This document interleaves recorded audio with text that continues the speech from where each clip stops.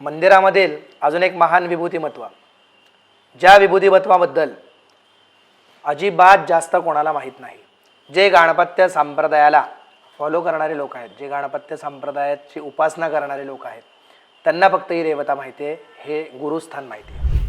ते कोण? तर ते असणारे गणेश योगींद्र महाराज. आता या गणेश योगींद्र महाराजांवरती जर बोललं तर संपूर्ण एक सिरीज अख्खी निर्माण होऊ शकेल, एक मोठं पुस्तक निर्माण होऊ शकेल, एवढं हे मोठं महान विभूतिमत्व आहे आपल्या गणपत्य संप्रदायातील. आपल्या कलियुगामध्ये जसं सांगितल्याप्रमाणे गिरिजासुर योगींद्राचार्यानंतर जर आपल्या गणपत्य संप्रदायाचा प्रसार व प्रचार जर कोणी केला असेल तर तो गणेश योगींद्र महाराजांनी केलेला प्रसार व प्रचार आहे. 228 वर्षांचं आयुष्य लाभलेलं ही महान विभूतिमत्व होतं. परंतु एक टीचभरही जागा त्यांच्या नावावरती आज कुठे नाही किंवा त्यांचं नाव कुठे नाही असं म्हणता येईल आपल्याला. परंतु हेच आपल्या खरं एखाद्या क्षेत्राचं रहस्य जे असतं त्याला हेच एक मुख्य कारण असतं की ज्या वेळेस कुठलीही तुमची माहिती असेल क्षेत्राची, ही तुम्ही कितीही पुस्तकांच्या माध्यमातून, व्हिडिओच्या माध्यमातून आपण लोकांपर्यंत पोहोचवतोय, परंतु जोपर्यंत तुम्हाला त्या गणेश तत्वाची अनुभूती प्राप्त होत नाही तोपर्यंत तुम्हाला त्यातलं मुख्यतः गाभा काय आहे हा लक्षात येणार नाही. त्याप्रमाणे गणेश योगींद्र महाराज 228 वर्षांचं आयुष्य यांना लाभलं होतं. हे अंबी, गुजरातमधील अंबी गावचे हे होते. ते ज्या वेळेस या क्षेत्रामध्ये आले, प्रचंड गणेश भक्त, मोठे गणेश भक्त होते. या ठिकाणी आल्यानंतर त्यांच्या मनाची शांतता होत नव्हती. त्यांना एक रुखरुख लागत होती की अरे कुठला काय ग्रंथ आहे की ज्याचं वाचन राहतंय, त्याचं चिंतन राहतंय, की त्याचं मनन राहतंय. ज्या वेळेस याचा विचार करत असताना एक ब्राह्मण आला आणि ते ज्या ठिकाणी बसले होते ती आपल्या मंदिरातील विघ्नहाराची ओरी, तिथे विघ्नहार देवता स्थित आहे आणि त्या विघ्नहाराच्या मंदिरात छोटीशी एक ओरी आहे आणि तिथे योगींद्र महाराज हे वास्तव्यात असत.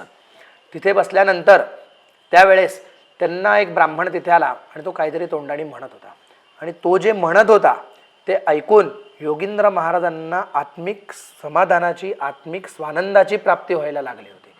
त्यांना ते खूप असं हवंसं वाटत होतं की अरे हे नक्की काय आहे, हे नक्की काय म्हणतात. ज्या वेळेस त्यांनी त्याला ब्राह्मणाला विचारलं की बाबा तरी तू हे जे काय म्हणतोयस ते मला दे, कारण हे तुझं जे म्हणतोयस ते ऐकून मला समाधान प्राप्त होत आहे. आता असं म्हटल्यानंतर तो ब्राह्मण तयार झाला. त्याने सांगितलं की दर चतुर्थीला मी येणार आणि तुला हे जे मी काय म्हणतोय ह्याचे जे काही लिखाण असेल, काय असेल ते मी तुला देणार. तू ते सर्व घ्यायचं आणि त्याचं तू सगळं लिहून घ्यायचंस काय असेल ते. पहिली चतुर्थी आले, तो ब्राह्मण आला, एक खंड दिला, त्या योगींद्र महाराजांना दिला, त्यांनी तो लिहिला. दुसरी चतुर्थी आली, तिसरी चतुर्थी, 4, 5, 6, 7 अशा 9 चतुर्थ्या पूर्ण झाल्या. 9 चतुर्थी पूर्ण झाल्यानंतर त्यांना ती आत्मिक समाधान प्राप्त झालं आणि ते लिहिण्यात एवढे गर्क असायचे की तो ब्राह्मण कोण आहे, कुठून आला आहे, त्याचं स्थान काय आहे, त्याचं नाव काय आहे, काही गोष्टींचं त्यांना भान राहिलं नव्हतं. ज्यावेळेस तो ग्रंथ लिहून पूर्ण झाला आणि त्या ब्राह्मणाने सांगितलं की बाबा रे आता हा ग्रंथ पूर्ण झालेला आहे आणि तुला जी आत्मिक समाधान हवं होतं त्याची तुला आता प्राप्ती व्हायला लागलेली आहे. तर ठीक आहे म्हणले आता. आणि आपल्या गणपत्य संप्रदायामध्ये कुठलाही मंत्र म्हणून झाल्यानंतर, कुठलंही स्तोत्र म्हणून झाल्यानंतर जय जय गणराज समर्थ अशी म्हणण्याची पद्धत आहे. असं का म्हणायचं आहे तर आपल्या वैदिक परंपरेनुसार आपण कुठलाही मंत्र किंवा कुठलंही स्तोत्र म्हणल्यानंतर तत्सत ब्रह्मार्पणमस्तु अशी म्हणायची आपल्याकडे पद्धत आहे. म्हणजे जे काय आपण करतोय ते सगळं आपण ब्रह्माला अर्पण करतोय, ब्रह्मदेवाला अर्पण करतोय असं म्हणायची पद्धत आहे. परंतु गणपत्य संप्रदायामध्ये तत्सत गणेशार्पणमस्तु म्हणजे हे गणेश हे सगळं मी तुला अर्पण करतोय अशी म्हणायची पद्धत आहे. तर त्याचप्रमाणे त्याचा अर्थ म्हणजे जय जय गणराज समर्थ, की बाबा मी आता त्या श्लोकाची पूर्तता करू का, त्या जे काही तुम्हाला दिले ते थांबवू का.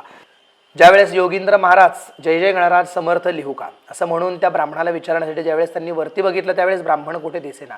त्याचा शोध घेत घेत घेत ज्यावेळेस पुढे गेले त्यावेळेस त्यांना तो ब्राह्मण आपल्या मोर्याच्या गाभाऱ्यामध्ये अदृश्य होताना दिसला.